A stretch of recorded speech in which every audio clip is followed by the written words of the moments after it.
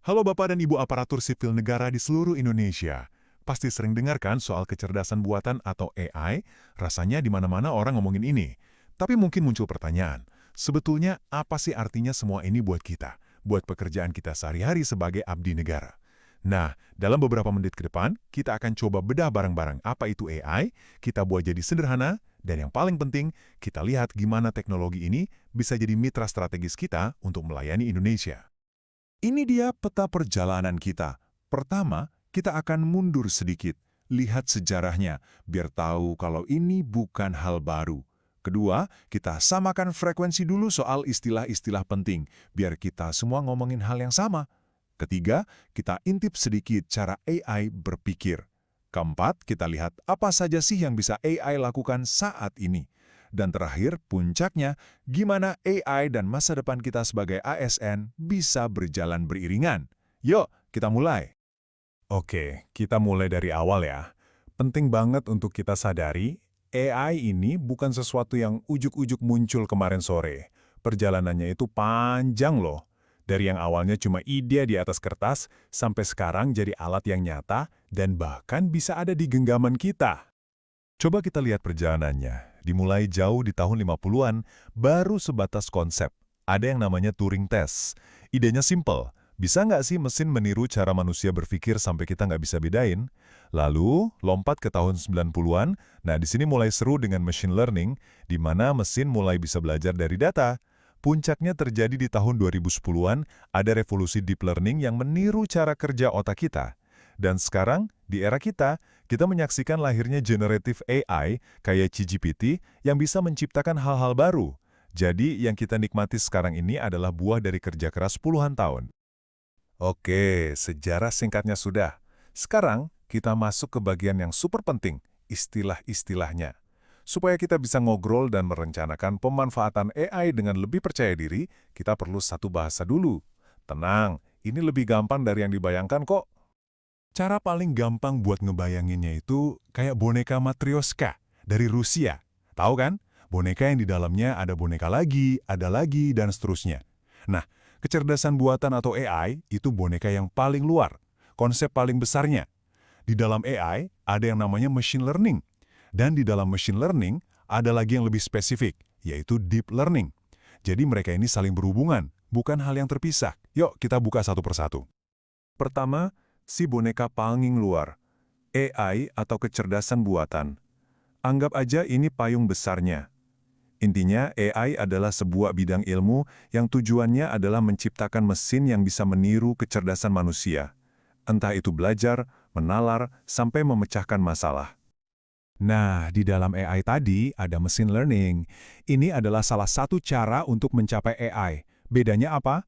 Kalau dulu kita harus kasih instruksi ke komputer langkah demi langkah, dengan machine learning, kita cukup kasih dia data yang banyak banget.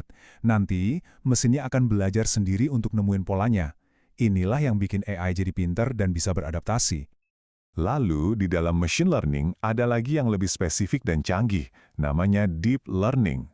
Nah, ini keren banget, karena metodenya terinspirasi dari cara kerja otak kita, pakai yang namanya jaringan saraf tiruan berlapis-lapis. Karena strukturnya rumit, dia jago banget buat belajar pola-pola yang sangat kompleks dari data yang supermasif. Ini nih otaknya aplikasi-aplikasi AI canggih zaman sekarang. Dan terakhir, yang lagi ngetren banget, generative AI. Sesuai namanya, generatif, artinya dia bisa menciptakan atau menghasilkan sesuatu yang baru. Dia nggak cuma menganalisis data yang ada, tapi bisa berkreasi bikin teks, gambar, musik, atau bahkan kode komputer yang orisinal. Tentu saja, contoh paling populernya adalah ChatGPT. Sekarang, istilah kuncinya udah kita pegang. Yuk, kita intip sedikit dapur AI. Secara garis besar, ada dua cara fundamental sebuah sistem AI itu berpikir. Kalau kita paham ini, kita bisa lebih bijak melihat potensi dan juga batasannya. Coba kita pakai analogi di kantor ya. Ada dua tipe pegawai. Pertama, AI berbasis aturan atau rules-based. Ini tuh kayak pegawai yang kerjanya ngikutin SOP saklek banget. Jika A terjadi, maka lakukan B. Titik. Dia statis dan kaku. Nah, di sisi lain, ada machine learning. Ini lebih mirip kayak pegawai senior yang sudah berpengalaman. Dia nggak cuma ngikutin aturan, tapi juga bisa belajar dari setiap kasus baru yang dihadapi. Jadi kinerjanya bisa terus membaik dan makin pintar seiring waktu. Oke, konsepnya udah dapet, cara kerjanya juga kebayang. Pertanyaan selanjutnya, AI yang ada di sekitar kita sekarang ini sebenarnya yang kayak gimana sih? Penting nih, supaya ekspektasi kita jadi realistis. Nah, ini poin yang paling penting untuk diingat.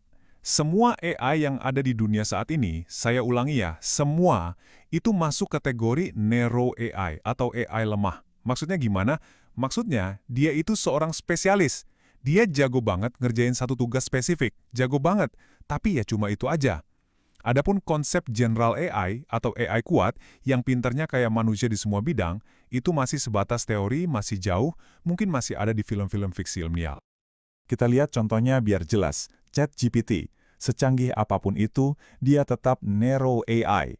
Dia adalah spesialis yang luar biasa di bidang pengolahan dan pembuatan teks. Tapi Anda nggak bisa minta dia untuk misalnya menyetir mobil, karena itu di luar spesialisasinya. Contoh lain yang kita pakai sehari-hari, Google Translate. Dia adalah seorang ahli penerjemah digital. Dia sangat hebat dalam satu tugas spesifik, menerjemahkan bahasa. Tapi ya, hanya itu. Kita nggak bisa minta Google Translate untuk membuatkan draft surat dinas, kan? Begitu juga dengan asisten suara di ponsel kita, mau itu Siri atau Google Assistant. Mereka dirancang khusus untuk memahami perintah suara kita dan meresponsnya. Mereka adalah spesialis di bidang interaksi suara. Jadi semua AI di sekitar kita adalah para spesialis ini. Akhirnya kita sampai di bagian yang paling relevan untuk kita semua.